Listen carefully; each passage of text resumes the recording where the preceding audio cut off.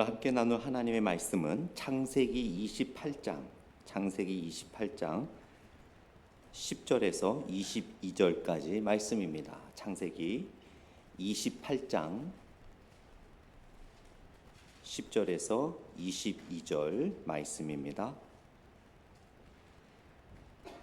구약 40페이지 정도가 될 것 같습니다. 창세기 28장 10절에서 22절. 제가 10절 읽고 여러분들이 11절 읽으시면서 22절까지 같이 교독하겠습니다. 야곱이 브엘세바에서 떠나 하란으로 향하여 가더니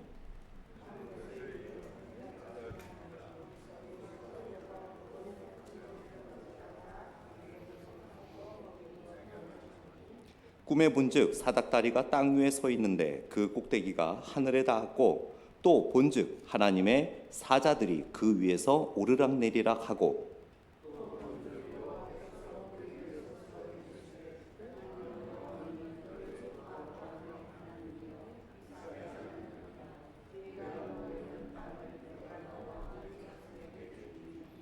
내 자손이 땅의 티끌같이 되어 내가 서쪽과 동쪽과 북쪽과 남쪽으로 퍼져갈지며 땅의 모든 족속이 너와 내 자손으로 말미암아 복을 받으리라.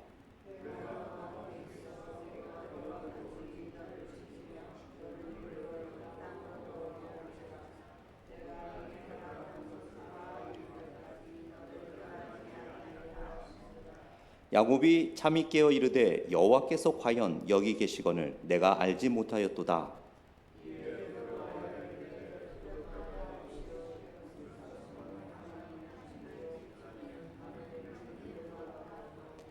야곱이 아침에 일찍 일어나 베개로 삼았던 돌을 가져다가 기둥으로 세우고 그 위에 기름을 붓고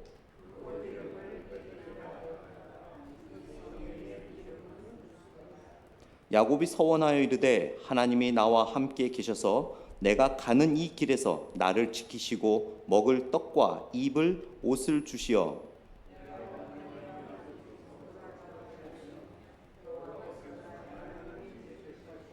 우리 함께 합독하겠습니다. 내가 기둥으로 세운 이 돌이 하나님의 집이 될 것이요 하나님께서 내게 주신 모든 것에서 10분의 1을 내가 반드시 하나님께 드리겠나이다 하였더라. 아멘. 잠시 기도하겠습니다. 하나님 아버지 감사합니다. 이 시간 하나님께서 말씀해 주시는 시간입니다. 우리의 마음을 열어 하나님께 주시는 말씀을 통하여 참된 위로와 우리의 삶의 방향과 하나님의 귀한 존귀하신 뜻을 깨닫게 하여 주시옵소서. 감사드리며 예수님 이름으로 기도드렸습니다. 아멘. 세계 여러 가지 불가사의가 있는데요. 세계 8대 불가사의 중에 하나인 피사의 탑이라고 있습니다. 이 피사의 탑은 200년 동안 보수 공사를 해왔습니다.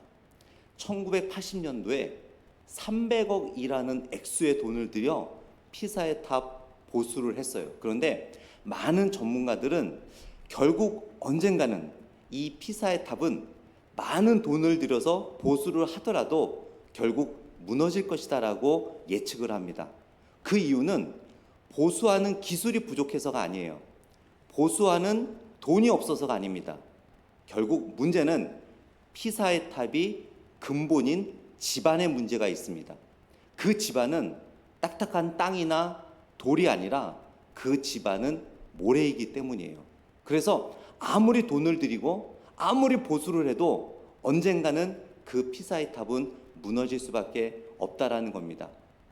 우리들의 삶도 마찬가지입니다. 우리가 진정한 믿음을 갖고 신앙의 삶을 살아가느냐, 아니면 교회는 나오지만 신앙이 아닌 신념의 삶을 살아가느냐에 따라 결국 우리가 최종적으로 무너지느냐 아니면 버티느냐에 달라지는 것을 보게 됩니다. 교회는 나가지만 우리가 열심은 있지만 그리스도의 보혈의 능력에 입각한 참된 신앙의 삶이 아니라 그저 신앙생활 열심히 해야지라는 그런 참된 믿음이 없는 열심만 있고 신념이 있는 우리들의 생활은 결국 삶 속에서 무너질 수밖에 없는 것을 우리는 성경의 많은 이야기를 통해서 알 수 있습니다. 오늘 본문의 이야기는 여러분이 잘 아시다시피 야곱의 이야기예요. 그런데 성경에 보게 되면 누구보다도 이 야곱은 신념의 사람이었습니다. 물론 아버지로부터 조상으로부터 하나님에 대한 이야기를 들었습니다. 그래서 하나님에 대해서 어느 정도 알고는 있었습니다. 그러나 야곱에게는 하나님을 향한 믿음과 신앙이기보다는 자신의 신념이 더 강했던 사람입니다. 오늘 본문은 우리들에게 많이 알려진 본문이지만 우리들의 삶처럼 아니면 지금 세상에 살아가는 사람들처럼 참된 그리스도의 복음의 신앙의 삶이 아니라 어떤 세상적이고 인간적인 신념으로 열심히 살아가는 사람들에게 하나님이 어떻게 은혜를 베푸시며 또 그렇게 세상 사람들과 같았던 신념의 사나이 야곱이 어떻게 하나님의 예배의 사람으로 변했는지 오늘 본문을 통해 보면서 또 혹시 우리들의 삶 속에 나는 참된 신앙이 아닌 어쩌면 단순한 열심과 신념으로 살아가고 있지는 않는지 한번 점검해 보며 또한 우리들에게 야곱의 은혜가 임함으로 말미암아 참된 예배자가 되는 신앙의 삶에 더욱 돈독해지는 우리의 모습이 되기를 원합니다. 오늘 본문 10절 말씀을 보게 되면요, 야곱이 브엘세바에서 떠나 하란으로 향한다라고 이야기했습니다. 이 앞에 이야기는 여러분들 너무나 아시죠? 이 야곱이 떠나게 되는 이유가 있어요. 결국 형한테 미움을 받았잖아요. 자기가 장자의 축복을 가로챘잖아요. 그래서 결국 야곱은 도피할 수밖에 없었습니다. 물론 이 모든 것이 하나님의 섭리라고 볼 수는 있지만 결국 우리들이 알 수 있는 것은 결국 야곱은 어떤 하나님의 섭리와 순수한 신앙보다는 자신의 신념이 강했던 모습을 볼 수 있어요. 그러므로 어떻게 됐습니까? 마치 아담과 하와가 자신들의 신념으로 하나님과 같이 되고자 하는 마음으로 사탄에게 넘어가 선악과를 따먹으로 말미암아 어떻게 됐습니까? 결국 에덴 동산에서 쫓겨났잖아요. 그 에덴 동산에 다시 돌아가고 싶어도 못 따라갔어요. 왜 그렇습니까? 하나님께서 천사와 함께 화영검으로 그 입구를 지키게 했지요. 그렇듯이 신념으로 살아왔던, 참된 신앙이 아닌 신념으로 살아왔던 야곱은 결국 고향에서 쫓겨나게 되는 삶을 살아갑니다. 그러면서 삶을 살아가는 동안에 11절에 보니까 한 곳에 이르게 됩니다. 그곳은 이름도 없어요. 아직은 이름이 나오지 않아요. 결국 우리가 나중에 루스라는 곳이며 또 그곳이 베델이라는 곳으로 이름이 바뀐다는 것은 알지만 그건 나중의 이야기고, 여러분 지금까지는 아직 그저 한 곳이에요. 그냥 certain place, 그냥 어떤 장소, 아무도 모르는, 그냥 아무도 신경 쓰지 않는 그런 장소에 야곱이 도착했어요. 우리는 성경에 그냥 이렇게 읽으니까 그냥 어디 장소에 도착했나 보다 하지만 여러분, 우리는 타임머신을 타고 그 시대로 갈 필요가 있습니다. 야곱이 지금 가는 길은 어디입니까? 우리처럼 자동차를 운전하다가 가스 스테이션이나 레스트 에어리어에 도착했나요? 아니죠. 걸어서 프레시 라이트도 없이 초도 없이 아무런 등도 없이 그냥 걸어가다가 한적한 어떤 곳, 누가 있는 곳도 아니고 그냥 certain place, 그 어떤 곳, 아무도 신경 쓰지 않는 곳, 바람 부는 곳, 아무도 없는 곳, 외로운 곳, 정말 모래만 날리는 곳, 바위만 있는 곳, 먹을 것도 없는 곳, 아무런 자기 자신을 보살필 수 없는 곳, 그 certain place, 그 어떤 곳에 야곱은 정착하게 됩니다. 여러분이 야곱 입장이라면 생각을 해보세요. 내가 축복은 받긴 받았지만 정말 지금 형이 나를 죽이려고 하기 때문에 형이 언제 와서 잠자는 동안에 죽일지도 모르는 상황입니다. 그런 상황 속에서 자신을 도와주는 사람은 아무도 없고 그저 광야에서 이제 돌베개를 베고 누웠어요. 어쩌면 야곱에게는 로뎀나무 밑에 있는 선지자처럼 오늘 이 밤이 나에게는 마지막 밤일 수다라는 생각을 할 수도 있었을 것입니다. 야곱에게는 내일의 기약이 없었어요. 결국 여러분, 신앙이 아닌 신념으로 살아가는 사람들은 내일이 어떻게 될지 모릅니다. 왜냐하면 하나님이 주관하는 삶이 아니라 결국 나의 욕심, 나의 욕망, 나의 목적, 개인적인 취향, 개인적인 의지, 그런 것들이 주된 목적으로 살아가기 때문에 결국 언젠가는 무너질 피사의 탑과 마찬가지일 수밖에 없다라는 거죠. 아직까지는 야곱의 삶이 그 정도의 삶입니다. 언제 완전히 무너질 수 모르는 그런 피사의 탑과 같은 그런 하룻밤을 지내게 됩니다. 자, 그러면서 보세요. 11절에 한 곳에 이르러는 해가 진지라. 거기서 유숙하려고 그곳에 한 돌을 가져다가 베개로 삼고 거기 누워 자더니, 우리가 마지막에 이 내용에 관한 찬송가를 부르기는 하겠지만 야곱이 돌베개 베고잠 같다라는 찬양을 부르면서 우리는 은혜를 받지 않습니까? 그러나 야곱은 전혀 은혜 받는 상황이 아니에요. 아직까지 정말 자기의 이 하룻밤의 삶이 야생동물에게 잡혀먹을 수도 있고, 그 지나가는 관광객들을, 또 지나가는 사람, 나그네들을 칼취하는 어떤 강도들에게 당할 수도 있는 상황이기 때문에 정말 야곱은 앞으로 어떻게 될지 모르는 하룻밤을 지내게 됩니다. 그러나 더 갈 수도 없어요. 너무 피곤합니다. 형이 언제 쫓아와 죽일 줄 모르기 때문에 그 자기 목숨을 구제하기 위해서 정말 최선을 다해 여기까지 왔기 때문에 이제는 하룻밤 자야 돼요. 더 이상 가고 싶어도 못 가는 상황입니다. 정말 자신을 지켜주는 것은 하늘의 달과 빛나는 별밖에 없이 하룻밤을 지내게 됩니다. 그러면서 어두컴컴해져요. 한번 여러분 생각을 하셔야 돼. 어떤 생각을 하셔야 되냐면, 여러분이 극장을 들어갔어요. 극장에 이제 시작되기 전에는 조그만 불들을 켜놓잖아요. 거기 들어가지 않습니까? 그러면 시작하기 전 어떻습니까? 불을 이제 다 끄죠. 그러면서 그것까지 지금 생각하고 계셔야 돼요. 그래야 다음 말씀이 이해가 돼요. 생각하셨어요? 여러분이 극장에 들어갔어요. 자리에 앉았어. 그리고 조그만 불들도 이제 다 꺼졌어요. 상상하고 계시죠? 네. 자, 그 다음 12절을 같이 읽겠습니다. 시작. 꿈에 본즉 사닥다리가 땅 위에 서 있는데 그 꼭대기가 하늘에 닿았고, 또 본즉 하나님의 사자들이 그 위에 오르락 내리락 하고, 13절 초반부까지만요. 또 본즉 여호와께서 그 위에 서서 이르시되. 야, 거기까지만요. 거기까지만. 우리가 한글로 읽으면 별로 이게 잘 안 와닿죠. 근데 히브리어 원어에는요, 이 12절 전까지는 다 과거형으로 되어 있어요. 했었다, 했었다, 이었다. 그런데 갑자기 12절에 와서 분사형으로 바뀝니다. 이 분사형으로 바뀐다는 것은 뉘앙스가 있어요. 그 뉘앙스를 살려서 제가 읽어드릴게요. 자, 어떻게 되냐면요, 11절에는 그냥 한 돌을 가져다가 베개로 삼고 거기에 누워 잤다, 그렇게 끝납니다. 12절에 가서 문법이 바뀌면서 굉장히 생동감 있게 이 창세기를 기록한 모세가 이렇게 선포하고 있어요. 야곱의 이야기지만 창세기는 모세가 기록했기 때문에 제가 모세라고 지금 말씀을 드리는 겁니다. 모세 이야기가 아니라 지금 야곱 이야기예요. 기록한 사람은 모세입니다. 자, 12절의 뉘앙스는, 내가 자고 있는데 한번 보세요. 사닥다리가 나타났습니다.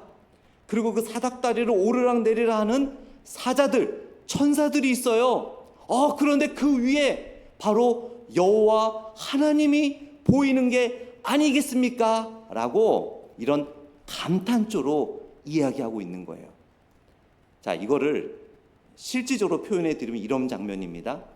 아까 제가 어디까지 상상하라고 했죠? 여러분이 영화관에 들어가서 바로 시작하기 전에 불이 다 꺼지고 조용한 순간, 이제 그 깜깜한 그 앞에 화면이 쫙 나오면서, 어떤 화면이냐면 그 4D로, 여러분들 왜 영화 4D 보면은 강이나 폭포나 산이나 이렇게 막 날아가는 것처럼 실제로 이렇게 화면이 보이는 그런 장면 혹시 기억나십니까? 가는데 이제 화면이 쫙 보이면서 나무를 지나 강을 지나는데 엄청난 웅장한 소리와 함께 폭포 위로, 바로 그 폭포 위를 지나가는 그 기분, 그 뉘앙스가 여기에 나와 있어요. 그러니까 야곱이 내가 언제 죽을지 모르는데 내가 이 하룻밤 자고 나면 과연 내가 살아날 수는 있을까? 형이 와서 날 죽이진 않을까?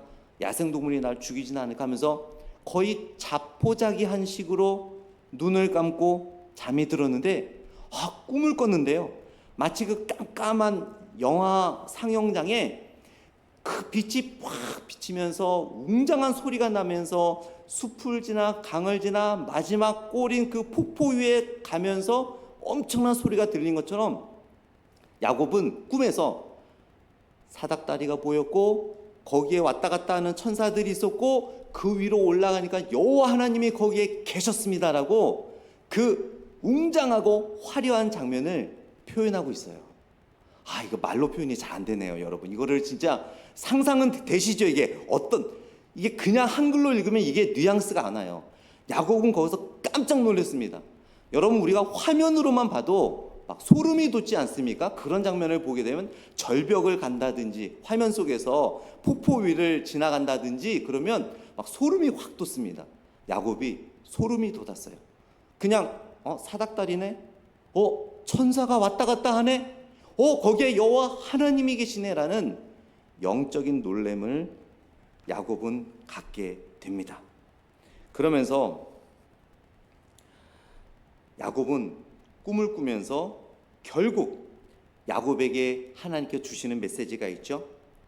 하나님이 야곱과 함께 하시기에 야곱에게 소망이 있고 변화가 있음을 야곱에게 기대감을 주시는 하나님의 모습을 볼 수 있는 거예요. 여기서 천사가 오르락 내리락 했다라는 이 영적 의미는 뭐냐면 하나님께서는 하나님을 믿고 신뢰하는 자들을 그냥 내버려 두시지 않고 영적으로 우리와 계속해서 퍼서널 릴레이션십을 계속 인격적 관계를 계속 갖고 계신다는 것을 영적으로 의미하는 거예요. 하나님께서 이 천사들과 하나님의 메신저들이 하나님과 야곱 사이에 왔다 갔다 한다는 것은 비록 신념으로 살아갔지만 끝까지 하나님을 의지한다면 너와 끝까지 교류하는 하나님을 통해서 너 야곱이 참된 예배자가 될 것이며 너 자신의 목적과 개인적 욕망으로 살아왔던 신념의 사람이 아닌 참된 하나님을 알고 참된 그 하나님을 예배할 수 있는 신앙의 사람이 될 것이다. 참된 예배자가 될 것이라는 것을 이 사닥다리의 꿈을 통해서 하나님은 야곱에게 가르쳐 주시는 거예요. 우리들에게 해주시는 말씀입니다. 우리가 삶을 살아갈 때 참 공허하고 야곱처럼 때로는 기도는 하고 하나님은 알고 예수님은 믿고 살아가지만 우리들의 삶을 바라볼 때 정말 야곱처럼 깜깜한 광야에 혼자 차디 차가운 돌베개를 베고 그냥 누워있는 삶과 같은 경우가 우리가 있지 않습니까? 그때 여러분 우리는 이것을 기억해야 돼요. 비록 우리 눈에는 보이진 않지만 하나님께서는 끊임없이 여러분과 영적인 교제를 나누고 계심을 잊지 마시기를 바랍니다. 예수님께서는 십자가에 죽으시면서 죽음으로 끝난 것이 아니라 부활하심으로 사망을 이기셨잖아요. 결국 그것은 무엇입니까?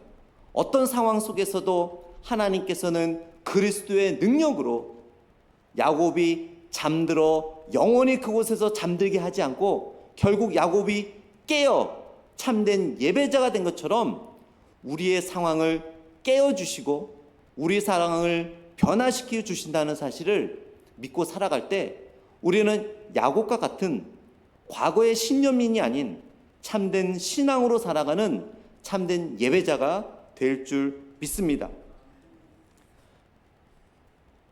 그러면서 적막한 광야가 결국 예배 장소가 되잖아요.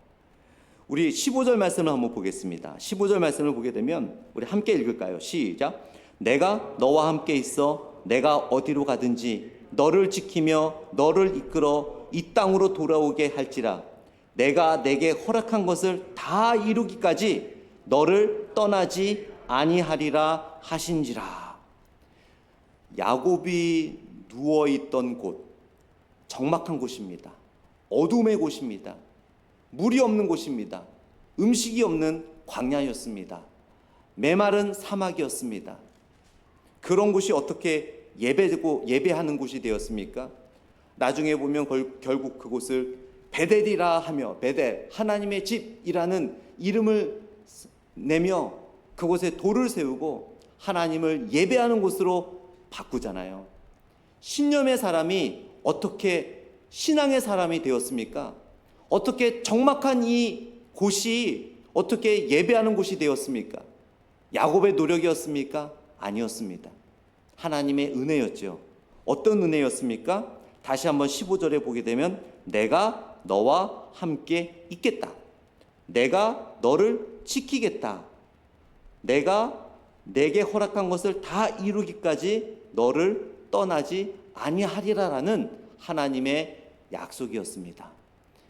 진정한 신앙인은 자신을 의지하는 게 아니라 끝까지 야곱과 함께 하시겠다라는 하나님의 약속을 의지하는 사람이 진정한 신앙인이요, 진정한 예배자가 되는 줄 믿습니다. 하나님께서 야곱에게, 물론 야곱이 하나님 마음에 합한 모습으로 이곳에 있는 것은 아니었지만 야곱이 예배자가 될 수 있었던 것은 하나님께서 약속하신 그 약속은 믿고 있었습니다. 비록 내가 연약하고 또 때로는 하나님 마음에 합한 모습은 아니겠지만 하나님은 사랑하는 자와 함께 하시고 하나님은 나를 지키시겠다라는 그러한 불꽃이 있었어요. 그 불꽃에 하나님께서 영적인 기름을 확 부어주신 거죠. 다시 한번 약속하시면서 내가 너와 함께 있어 내가 어디로 가든지 너를 지키며 너를 이끌어 이 땅으로 돌아오게 할지라 내가 내게 허락한 것을 다 이루기까지 너를 떠나지 아니하리라. 여기서 말씀하시잖아요. 내가 너에게 허락한 것. 야곱아, 그 전까지는 네가 하고 싶은 대로 했잖아. 네가 계획한 것, 네가 원하는 것, 그거는 참된 신앙인의 모습이 아니야. 내가, 나 여호와 하나님이 너를 통하여 이루고자 한 것, 그것을 이루기 위해서 내가 너와 영원토록 함께 할 것이다. 여러분, 이러한 약속을 신뢰하는 자가 진정한 신앙인이 될 줄 믿습니다. 진정한 예배자의 모습인 줄 믿습니다. 우리가 삶을 살아가면서 물론 우리가 하고 싶은 거 있죠. 우리가 계획하고 우리가 이루고 싶은 거 있지요. 그러나 우리는 한 번 더 생각해야 돼요. 하나님이 과연 원하시는 것일까? 하나님은 무엇을 원하실까? 저는 과거에 굉장히 신앙이 있다고 생각했지만 신념이 강했던 사람이었어요. 야곱처럼. 하나님의 일을 한다고 하면서 하나님의 영광을 위한다고 하면서 하나님의 뜻을 구한다고 하면서 결국 과거에 저의 부족했던 상황 속에서 되돌아보면 결국 말은 하나님이고 목적은 하나님이라고 했지만 결국 저의 주관이 더 많았어요. 저의 생각이 더 많았고 제가 하고 싶은 게 더 많았고 제가 원하는 게 더 많았고 하나님보다 제가 세운 골이 더 많았어요. 저는 그것이 신앙인 줄 알았어요. 그러나 결국 그것이 야곱과 같은 인간적인 신념이었다는 사실을 알게 됩니다. 그러면서 하나님은 야곱이 외롭게 광야에서 그 신념을 내려놓고 신앙인으로서 변화시켜 주신 것처럼 결국 저의 삶 속에서 외로움과 고난과 어려움을 통해서 철저하게 야곱처럼 저의 신념을 다 내려놓게 하시더라고요. 우리는 우리의 신념과 하나님의 뜻인 신앙을 혼동할 때가 많이 있습니다. 우리는 그래서 매일매일 말씀을 통해 점검해 가야 돼요. 과연 내가 하고 싶은 거 이것이 나의 신념인가? 아니면 하나님을 향한 진정한 신앙인가? 내가 추구하는 것 나의 신념인가? 아니면 진정한 하나님을 위한 신앙의 모습인가를 우리는 분명하게 구별해야 될 줄 믿습니다. 하나님께서는 야곱에게 함께 하신다고 말씀했는데 야곱이 자포자기할 뻔했던 이유는 몰랐어요. 자기 연약한 모습을 하나님이 그래도 지켜주시고 끝까지 자기를 죽이려고 하는 이 상황 속에서 과연 하나님이 나와 함께 하신다는 사실은 야곱은 몰랐습니다. 그런데 여러분, 그래서 16절 말씀을 보세요. 16절에 보면 같이 읽어볼까요? 16절 시작. 야곱이 잠이 깨어 이르되 여호와께서 과연 여기 계시거늘 내가 알지 못하였도다. 저는 이 말씀이 더 은혜가 되더라고요. 야곱이 잠이 깨어 이르되 여호와께서 과연 여기 계시거늘 내가 알지 못하였도다. 자기 자신은 알지 못했다라는 거예요. 나는 하나님을 잊어버렸지만, 나는 하나님이 함께하는 줄 몰랐지만 하나님은 나와 함께 하셨구나. 나는 내 신념으로 살아왔지만, 나는 잠시 하나님을 잊어버리고 나의 목적과 나의 뜻으로 왔지만 나를 사랑하신 하나님은 끝까지 여기까지 나와 동행해 주셨구나. 내가 그걸 알지 못했구나. 하나님이 계시다는 걸 알지 못했구나. 우리가 여러분 왜 삶을 살다가 낭망하고 좌절합니까? 왜 포기합니까? 야곱처럼 하나님이 나와 함께 하시지 않다고 생각될 때, 비즈니스에 어려움이 생기고 육체적인 어떤 질병이 왔을 때, 또 가정에 어려움이 올 때 우리는 낙심하고 좌절하고 신앙까지 버릴 수 있는 상황까지 가잖아요. 왜 그렇습니까? 야곱처럼 우리의 신앙에 약해져서 하나님이 나와 함께 하심을 모를 때 우리는 그런 경우가 많이 있습니다. 사도 바울도 그렇게 고백하지 않습니까? 하나님의 사랑과 여러분을 향한 하나님의 사랑을 어느 누구도 어느 무엇도 끊을 수 없다라고 바울이 강하게 권면하잖아요.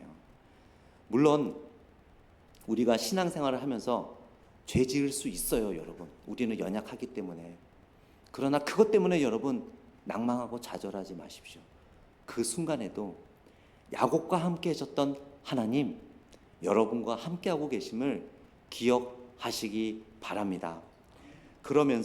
그래서 여호수아 24장 17절 말씀을 보게 되면, 여호수아 14장, 성경책 있으신 분들 한번 찾아보시겠습니까? 여호수아 24장 17절, 구약 358페이지입니다. 구약 358페이지, 여호수아 24장 17절입니다. 358페이지 여호수아 24장 17절, 358페이지 우리 같이 읽겠습니다. 시작.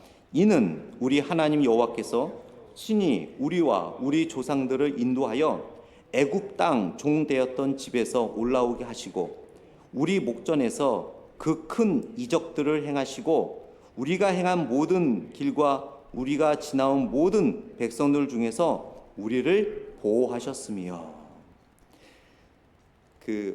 제가 종종 말씀드리는 모래 위의 발자국이라는 그 이야기가 있거든. 아주 유명한 이야기입니다. 여러분 아시는 분도 계실 거예요. 어떤 한 사람이 이제 인생을 살아가다가 천국에 갔어요. 그래서 예수님과 함께 이런저런 얘기를 하는데 자기 과거의 삶이 이렇게 지나가는데 이제 두 사람의 발자국이 이렇게 계속 있다가 어느 한순간에 발자국이 하나밖에 없는 거예요. 하나의 발자국이 사라집니다. 그때가 언제였지 곰곰이 생각해 보니까 가장 어려운 순간이었어요. 인생에서 가장 힘들었던 순간이었어요. 그 순간마저 진짜 힘들었지. 그러면서 옆에 있는 예수님한테 따집니다. 예수님, 아니 내가 좀 살만할 때는 제 옆에서 잘 쫓아오시더니만 내가 이 가장 힘들고 어려운 이 순간에는 도대체 어디 가셨습니까? 왜 저 혼자 내버려 두셨어요? 왜 발자국이 하나밖에 없는 거예요? 그랬을 때 여러분 다 아시다시피 예수님이 뭐라고 대답하셨나요? 그때 발자국이 하나밖에 없었던 것은 내가 너를 업고 갔기 때문이다. 여호수아가 그걸 이야기하는 거예요.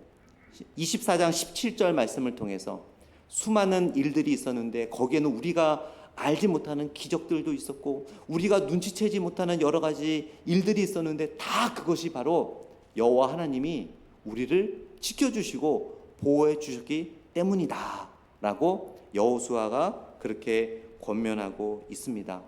여러분, 진정한 신앙인, 인간의 신념이 아닌 참된 하나님을 향한 믿음이 있는 신앙인의 모습은 결국 어느 순간에도 우리를 지켜주시는 하나님이 내 옆에 계신다는 사실을 믿고 걸어가는 그런 모습이 바로 참된 신앙인의 모습인 줄 믿습니다. 그러면서 다시 본문으로 넘어가서요, 16절 말씀에 다시 16절을 보게 되면 야곱이 잠이 깨어 이르되 여호와께서 과연 여기 계시거늘 내가 알지 못하였다. 여기 참 이 성경이요 정말 재밌어요. 여러분, 이 성경을 연구하다 보면 얼마나 재밌는지 단어 하나, 관사 하나가 절대로 그냥 무의미하게 쓰여지지 않아요. 정말 내용에 맞게 어떻게 그렇게 단어 선택을 잘하는지 모릅니다. 여기서 보게 되면 결국 여러분이 아시다시피 창세기 28장 29절에 창세기 28장 19절 말씀 한번 읽어볼까요? 19절 시작. 그곳 이름을 베델이라 하였더라. 이제 거기에 이름이 지어집니다. 베델, 하나님의 집.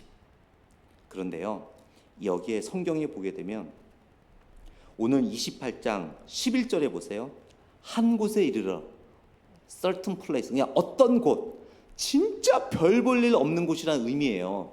그 11절 말씀에 그냥 거기 별 볼 일 없는 그냥 똑같은 그곳, 사람들이 살지 않고 뭐 심기도 어려운 그 사람들이 신경도 안 쓰고 너 가져라고 줘도 갖지도 않는 그 땅, 거기에 이르렀죠. 그래서 11절에 거기서 누워 잤지요.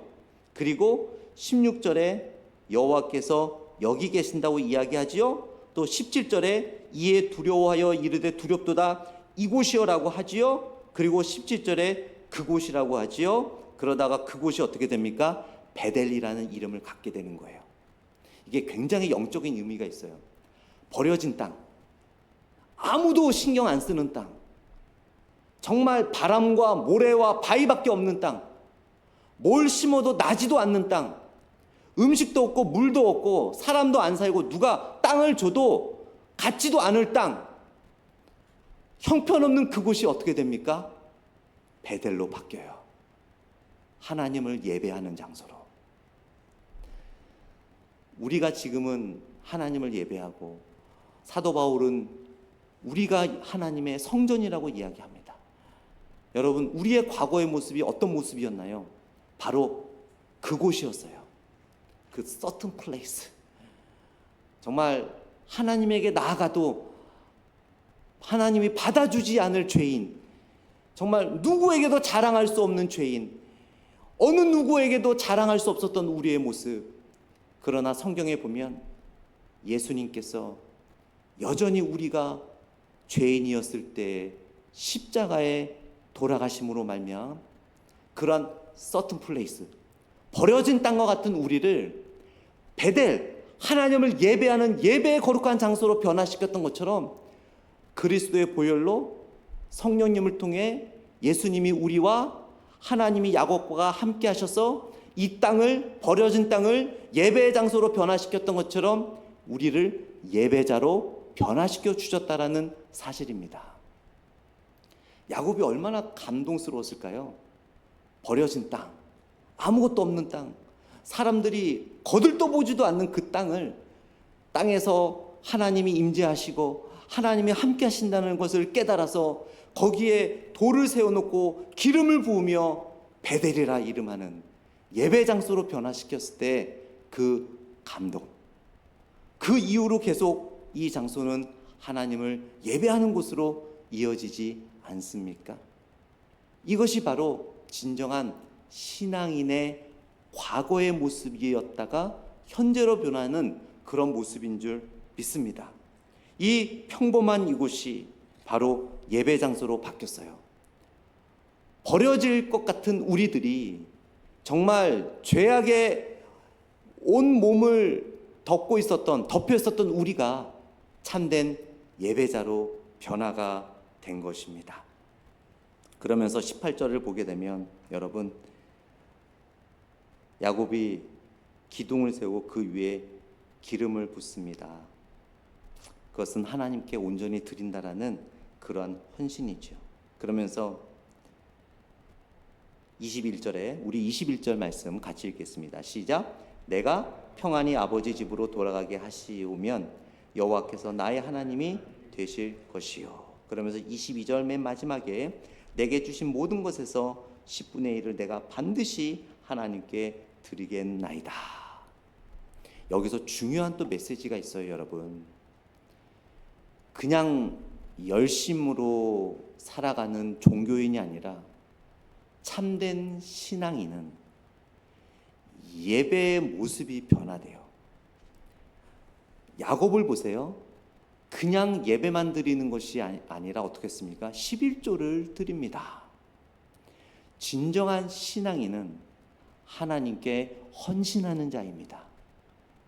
그냥 야곱이 하나님 이 광야에서 나를 만나주시고 함께해 주셔서 감사합니다, 할렐루야 하면서 예배만 드려도 어쩌면 예배만 드리고 끝났을 수도 있었을 법한데 거기서 안 끝나요. 야곱은 하나님께 11조를 드립니다. 이것이 바로 열심히 있는 종교인과 참된 예배자의 차이예요. 인간의 목적을 위해 열심히 살아가는 신념이 있는 사람과 하나님의 영광을 위해서 살아가는 신앙인의 모습이 다른 것이 있습니다. 하나님께 헌신된 모습을 보여드리는 거예요. 물론 야곱은 11조를 드렸지만 우리는 11조뿐만 아니라 우리의 시간을 드리고 우리의 열정을 드리고 우리의 관심을 드리고 우리의 모든 것을 드리는 삶을 살아갈 때 그 사람이 바로 신념인이 아니라 참된 하나님을 예배하는 예배자라는 것을 성경은 야곱을 통해서 가르쳐 줍니다. 말씀을 맺도록 하겠습니다. 야곱은 하나님에 대해서 배웠기 때문에 하나님을 잘 알고 있었습니다. 그러나 그의 삶은 신앙인이 될까 신념인이 될까라는 선택의 순간에 그는 하나님의 뜻과 하나님의 방법보다는 자신의 뜻과 자신의 방법을 선택하는 신념인으로 살아가게 되었습니다. 결국 아무도 거들떠보지 않는 곳에 마치 버려진 쓰레기처럼, 그 광야에 버려진 쓰레기처럼 거기서 누워서 자게 되죠. 그럼에도 불구하고 하나님은 야곱과 함께 하셨습니다. 야곱에만 만나주시고 야곱에게 용기를 주셔서 야곱은 다시 한번 자신의 잘못을 회개하고 신앙인으로 거듭나게 되죠. 그 버려진 땅이 예배하는 곳이 됩니다. 마치 버려졌던 우리들이 그리스도의 구속으로 말미암아 하나님의 자녀가 되어 예배자가 된 것처럼 그 땅을 변화시켰습니다. 야곱은 더불어 그냥 예배만 드리는 것으로 끝나는 것이 아니라 하나님께 헌신하는 자가 됩니다. 여러분, 우리가 열심히 신앙생활만 하지 말고 하나님 앞에 야곱처럼 좀 더 헌신함으로 말미암아 신념인이 아닌 신앙인으로서 늘 우리들의 삶이 하나님께 예배드리는 삶으로 하나님을 기쁘게 할 때 그 하나님의 기쁨의 축복을 늘 맛보시는 여러분이 되시기를 간절히 축원드립니다. 기도하겠습니다. 하나님 아버지, 참 우리는 하고 싶은 것도 많고 열정도 많습니다. 그러나 그것이 혹 야곱처럼 우리의 신념의 한 부분이지는 않은지요. 하나님, 늘 언제나 하나님의 뜻은 무엇인지, 예수님이라면 어떻게 하실지, 무엇이 하나님을 기쁘게 하실지를 생각함으로 신념인이 아닌 참된 신앙인으로 살아가게 하여 주시옵소서. 감사드리며 예수님 이름으로 기도드렸습니다. 아멘.